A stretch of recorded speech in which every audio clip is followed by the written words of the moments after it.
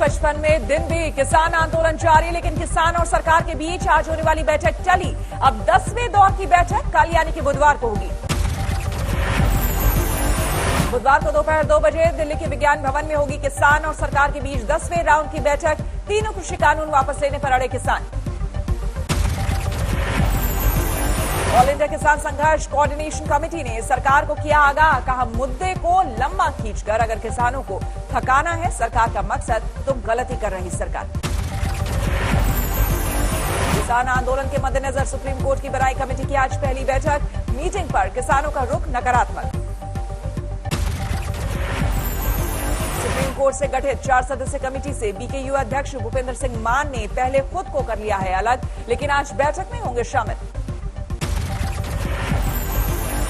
के बाकी 3 सदस्यों अनिल घनवान, अशोक गुलाटी और प्रमोद जोशी शामिल। सभी चारों सदस्य दिल्ली के पूसा कैंपस में करेंगे मीटिंग। बीकेयू की मांग सुप्रीम कोर्ट की गठित कमेटी में होना चाहिए तटस्थ सदस्य, कृषि कानून को समर्थन करने वाले नहीं। किसान आंदोलन के बीच एनआईए ने करीब 12 लोगों से की पूछताछ। सिख फॉर जस्टिस संगठन और खालिस्तानी फंडिंग पर पूछताछ। 40 लोगों को एनआईए ने भेजा है पूछताछ के लिए समन, लेकिन बाकियों ने पूछताछ में शामिल होने से किया इनकार। एनआईए का आरोप एक गैर कानूनी संगठन एसएफजे और अन्य खालिस्तानी आतंकवादी संगठनों ने भय और अराजकता का माहौल बनाने के लिए रची साजिश। किसानों ने कहा सरकार संग 10वें राउंड की बैठक में उठाएंगे एनआईए के भेजे समन का मुद्दा। एनआईए के मुताबिक अलगाववादी संगठनों ने सरकार के खिलाफ विद्रोह के लिए किसानों को उकसाने का किया काम।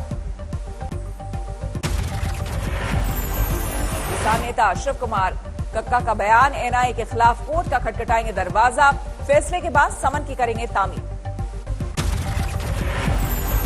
शिव कुमार कक्का ने 26 जनवरी को दिल्ली में रिंग रोड पर ट्रैक्टर परेड पर कायम होने का दिया हवाला, कहा पुलिस बातचीत के लिए अगर आगे आती है तो करेंगे बात। ऑल इंडिया किसान संघर्ष कोऑर्डिनेशन कमेटी का भी दावा, हर कीमत पर होगी ट्रैक्टर परेड। ये दुनिया में किसानों का अब तक का सबसे बड़ा प्रदर्शन होगा। किसानों की 26 जनवरी पर होने वाली ट्रैक्टर रैली का कल सुप्रीम कोर्ट में भी उठेगा मुद्दा। सुप्रीम कोर्ट ने कहा दिल्ली में कौन आएगा इस पर पुलिस करे फैसला। सरकार ने फिर जताया कृषि कानून वापस नहीं लेने का इरादा। केंद्रीय मंत्री धर्मेंद्र प्रधान ने कहा कृषि कानून के खिलाफ है सिर्फ चंद किसान। केंद्रीय मंत्री धर्मेंद्र प्रधान के मुताबिक नए कृषि कानून से किसानों का होगा भला, वो कहीं भी अपनी उपज बेचने के लिए होंगे स्वतंत्र। राजस्थान के सीएम अशोक गहलोत ने किसानों के 55 दिनों के आंदोलन का किया जिक्र। इस दौरान 67 किसानों की मौत का किया दावा। सीएम अशोक गहलोत ने केंद्र सरकार को अड़ियल और संवेदनहीन बताया। तीनों कृषि कानून वापस लेने की दी नसीहत। किसान आंदोलन में देखने को मिल रहे हैं तरह तरह के रूप। कल गाजीपुर बॉर्डर पर हरियाणा और यूपी से आई लड़कियों की कबड्डी टीम ने खेला मैच। गाजीपुर बॉर्डर पर परिवार संगठित लड़कियों ने लोगों को किया योग की टिप्स। कठिन योगासन पर लोगों को स्वास्थ्य के प्रति जागरूक बनाया। गाजीपुर बॉर्डर पर किसान आंदोलन के बीच लोगों को दंगल के दाव भी देखने को मिले। लड़कियों ने दिखाया कुश्ती का पराक्रम। कृषि मंत्री और एनसीपी अध्यक्ष शरद पवार का बयान, पंजाब और हरियाणा में गेहूं का विशाल उत्पादन ही किसान आंदोलन का कारण। पवार ने यह भी कहा कि कृषि मंत्री रहते पंजाब हरियाणा के किसानों को दी थी नसीहत, गेहूं का उत्पादन कम कर फलों और दूसरे अनाज के उत्पादन पर दे जोर।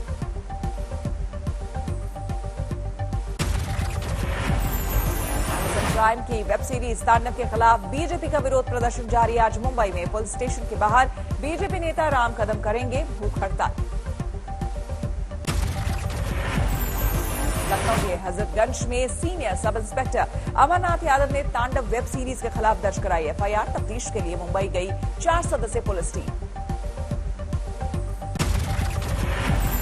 यूपी के सीएम योगी की नजरें तांडव वेब सीरीज पर हुई टेढ़ी। सीएम योगी के मीडिया सलाहकार शलभमणि त्रिपाठी ने कहा, तांडव के निर्माता और अमेजन इंडिया के कंटेंट हेड को चुकानी होगी कीमत। शलभमणि त्रिपाठी के मुताबिक तांडव वेब सीरीज के निर्माताओं ने हिंदू देवी देवताओं का चित्रण करते हुए धार्मिक भावनाओं को किया आहत। निर्माता राजा बुंदेला ने कहा, हर शहर, हर गांव, हर गली में होना चाहिए तांडव वेब सीरीज का विरोध। एफआईआर दर्ज कर दोषी भेजे जाए जेल। नहीं उड़ाया जा सकता देवी देवताओं का मजाक। बिहार में आज नहीं होगा कैबिनेट विस्तार। सीएम नीतीश ने कहा, मंत्रियों के नाम पर विचार बीजेपी का अंदरूनी मसला। पश्चिम बंगाल में आज सीएम ममता और शुभेंदु अधिकारी होंगे आमने सामने। पुरुलिया में दोपहर 1 बजे सीएम ममता बनर्जी करेंगी रैली।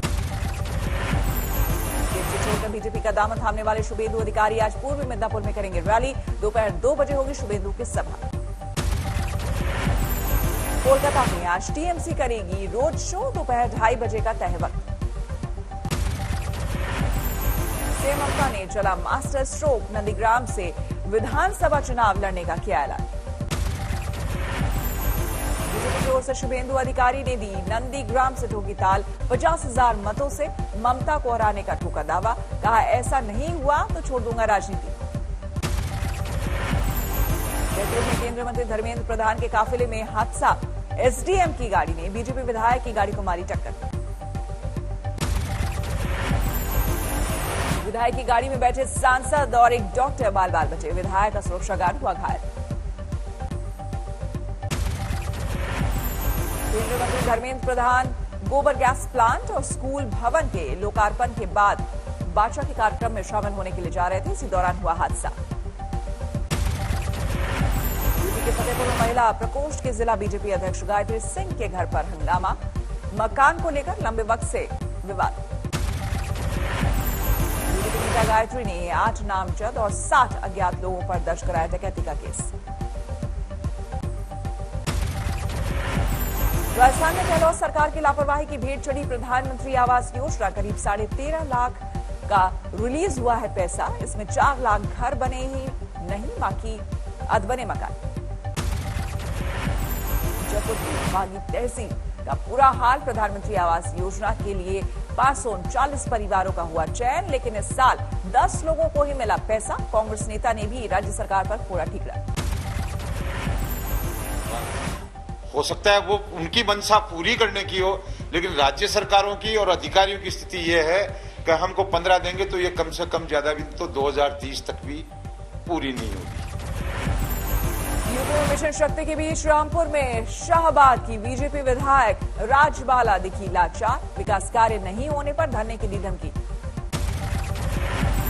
विधायक राजबाला ने फौरन सफाई भी दी। धरने का मतलब योगी सरकार के खिलाफ नारेबाजी नहीं, जनता की समस्या की ओर ध्यान खींचना मकसद। आजम खान को लगा एक और झटका। रामपुर में जौहर यूनिवर्सिटी के से छीनी 1400 बीघा जमीन सरकार के नाम की गई। रामपुर कोर्ट के आदेश पर हुआ अमल। कोर्ट ने मोहम्मद अली जौहर यूनिवर्सिटी की 1200 एकड़ जमीन छोड़कर बाकी पर सरकारी कब्जा हासिल करने का सुनाया था फरमान। लद्दाख में नियंत्रण रेखा पर सुरक्षा बल के सारथी बने खास किस्म के ऊंट। दोहरे कुंबड़ वाले ऊंटों का दुर्गम पहाड़ियों पर मिलेगा लाभ। 180 किलो तक बोझ ढो सकेंगे। लद्दाख रीजन में करीब 300 है ऐसे खास किस्म के ऊंटों की तादाद। इन ऊंटों की -30 से लेकर प्लस तापमान में भी कार्य करने की क्षमता। इस एनिमल को आप बिना दाना पानी के 3 से 4 दिन तक डिप्लॉय कर सकते हैं, जो कि टैक्टिकली एक बहुत इंपॉर्टेंट चीज है। पंजाब में कोरोना वैक्सीन के टीकाकरण की रफ्तार धीमी। अब तक सिर्फ 5,900 फ्रंटलाइन वर्कर्स को लगा टीका। फतेहाबाद में कोरोना वैक्सीन लगाने वालों में साइड इफेक्ट। सिविल सर्जन के मुताबिक कुछ लोगों ने सिर दर्द और टीके वाली जगह दर्द की शिकायत की। राजस्थान के जालौर में फिर से खुले स्कूल। कोरोना काल की पाबंदी के 9 महीने बाद खुले स्कूल।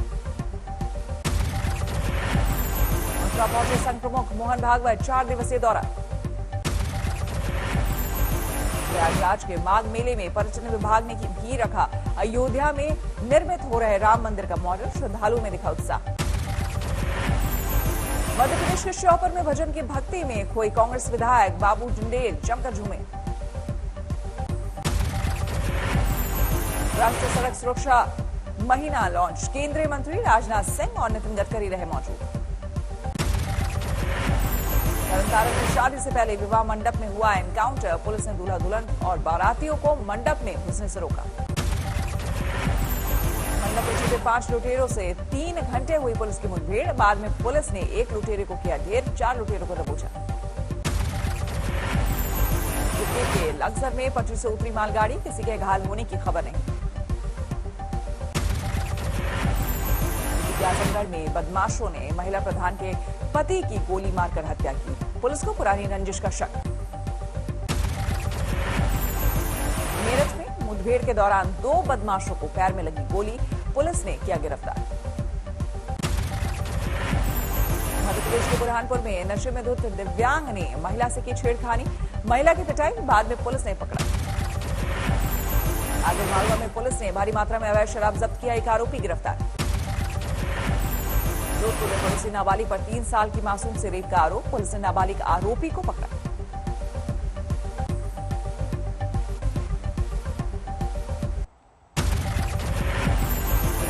पांचवीं सुबह भारत को लगा पहला झटका, 7 रन पर पवेलियन लौटे रोहित शर्मा।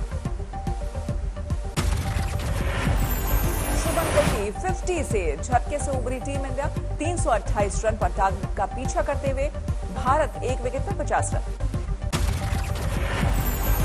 इंग्लैंड के खिलाफ टेस्ट सीरीज के लिए टीम इंडिया का ऐलान आज, कप्तान के रूप में विराट कोहली की वापसी तय, 5 फरवरी से चेन्नई में पहला टेस्ट। रविचंद्रन अश्विन और जसप्रीत बुमराह होंगी सबकी निगाहें, वो चोट की वजह से ब्रिस्बेन टेस्ट से बाहर हैं दोनों खिलाड़ी। ईशांत शर्मा की वापसी भी तय, लेकिन चोट की वजह से सीरीज में नहीं खेल पाए शमी, जडेजा, उमेश यादव और हनुमा विहारी।